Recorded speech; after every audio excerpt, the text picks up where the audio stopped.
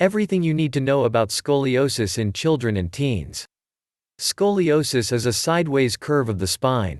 Everyone has normal curves in the spine, and when looked at from behind, the spine appears straight. However, children and teens with scoliosis have an abnormal S-shaped or C-shaped curve of the spine. The curve can happen on either side of the spine and in different places in the spine. In most people, the cause of scoliosis is unknown. For most children and teens, the cause of scoliosis is idiopathic. This means researchers and doctors do not know the cause. However, they think that a combination of factors plays a role in the development of the disease. Doctors diagnose scoliosis by examining your child or teen and taking X-rays. This helps doctors develop a treatment plan, which depends on the location and severity of the curve. Children and teens with milder curves may just need to visit their doctor for regular checkups. Others may require bracing or surgery. With treatment, observation, and follow-up with the doctor, most children and teens have normal, active lives. Who gets scoliosis? Anyone can get scoliosis. However, idiopathic scoliosis, which is the most common type, usually occurs in children age 11 and older. Girls are more likely than boys to have this type of scoliosis. You are more likely to have scoliosis if your parent, brother, or sister has it. Symptoms of scoliosis. Most children and teens with mild scoliosis do not have symptoms or pain. Sometimes, the child, teen, or a family member may notice changes in posture, which may be a sign of scoliosis. Other signs may include the following. Top of shoulders are uneven. One shoulder blade, in the upper back, is more prominent or visible than the other. One hip appears higher than the other. One side of the rib cage is higher than the other when bending forward. If the scoliosis is progressing and the curve is more severe, the changes in the shape of the spine can lead to back pain. If the curve is severe, rarely, some children may develop difficulty breathing. Causes of scoliosis. In most cases, the cause of scoliosis is idiopathic, unknown. Researchers continue to study possible causes for idiopathic scoliosis and think that a combination of several factors may lead to the disorder. These include genes, hormones, changes in cell structure. For some children, scoliosis happens when another disease or disorder, or trauma causes the curving spine. These include congenital factors, which happen during the development of the spine when the baby is in the womb, leading to a curve in the spine. Genetic diseases, which happen when changes occur in one or more genes. Injury to the spine, usually from trauma to the spine or back.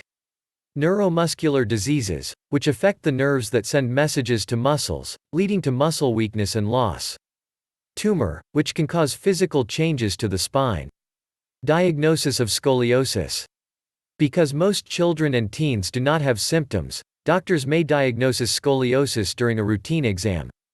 Your child's doctor may diagnose scoliosis by taking a medical history and family history, which may include asking about other medical problems that might be causing the curve in the spine.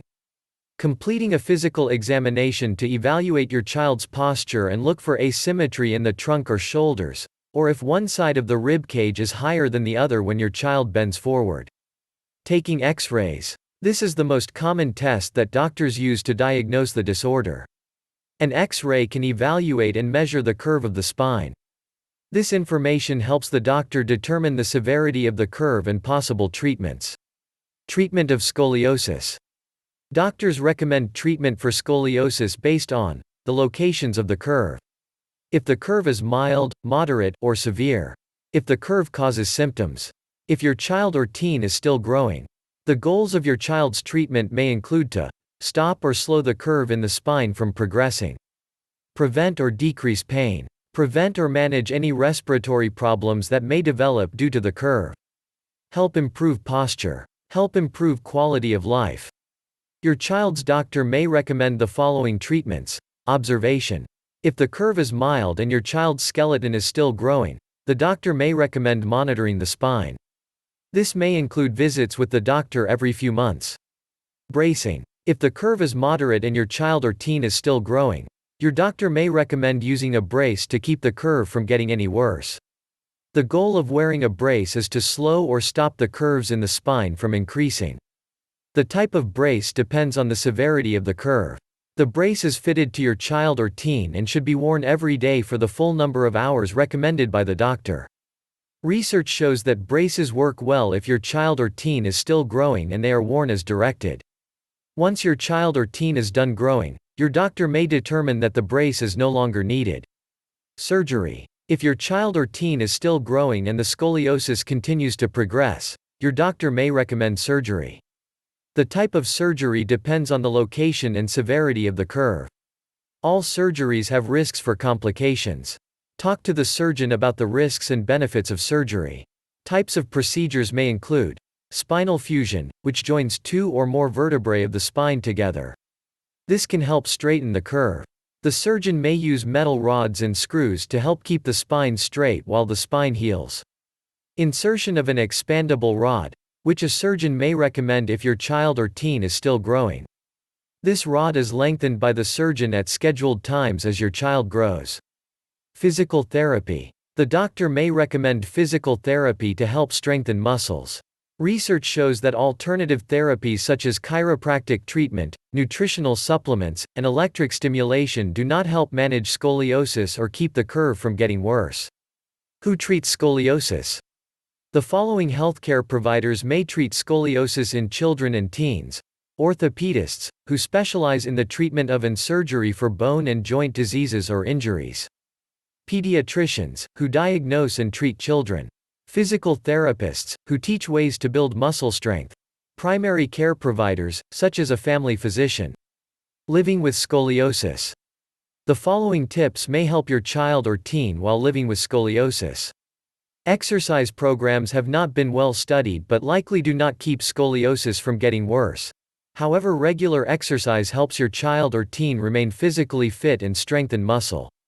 Weight-bearing exercise, such as walking, running, or soccer, helps keep bones strong. Talk to your child's doctor about participating in sports and activities. If your child or teen wears a brace, they may feel self-conscious or embarrassed. However, it is important that the brace is worn as directed to help improve symptoms and possibly prevent the need for surgery. If your child or teen refuses to wear their brace, talk to the doctor about other bracing or treatment options. Consider joining a community or online scoliosis support group for children, teens, or parents. Programs and support groups can help you and your child or teen cope with scoliosis and its treatment.